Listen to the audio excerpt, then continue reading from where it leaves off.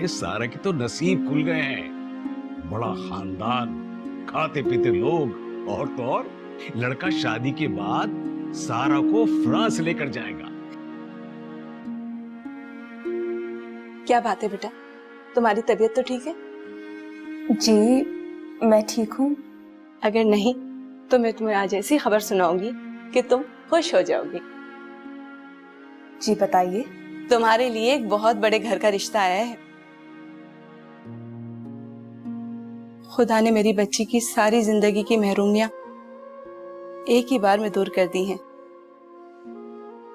लेकिन मुझे कोई महरूमी नहीं। परियों जैसी मेरी बेटी ने बिन बाप के सारी जिंदगी गुजार दी। ये तो खुदा भला करे अहमद भाई का, उन्होंने बहन और भांजी का साथ दिया। बेटा तुम खुश नहीं हो? आपसे किसने कहा? मैं तो खुश हूँ। आप खुश हैं तो मैं खुश हूँ। अच्छा बेटा, मैं जरा किचन में काम देख लूं।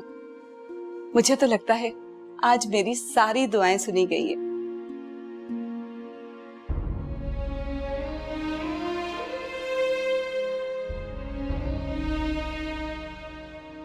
अम्मी, दुआएं तो सारी सुनी जाती हैं, बस कबूलियत के वक्त का फर्क होता है।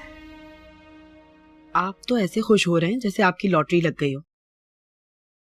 सारी जिंदगी इन दोनों माँ बेटी का बोझ हम लोगों ने उठाया, और अब आला खानदान में शादी भी करवा रहे हैं आप। हमें क्या मिला? समझो कि लॉटरी खुल गई है। ये जो शफीका खानदान है ये बहुत बड़ी आसामी है। रिश्तेदारी हो गई तो आना जाना लगा रहेगा। तोहफे ताइफ के सिलसिले शुरू हो जाएंगे। हमारे तोहफे हमारी बिसात के मुताबिक, और उनके तोहफे उनकी शान के मुताबिक। वो लोग हमें भी तो अपने हम पल्ला करेंगे। नहीं तो सारा से मिलने हम फ्रांस चले जाएंगे। क्या वाकई ऐसा मुमकिन है? क्यों नहीं?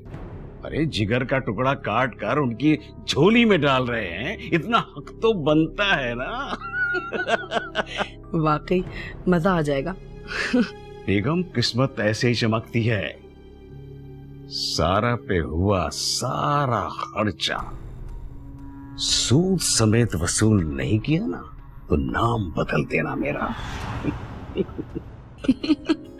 लाओ रिवॉर्ड दो। हाँ।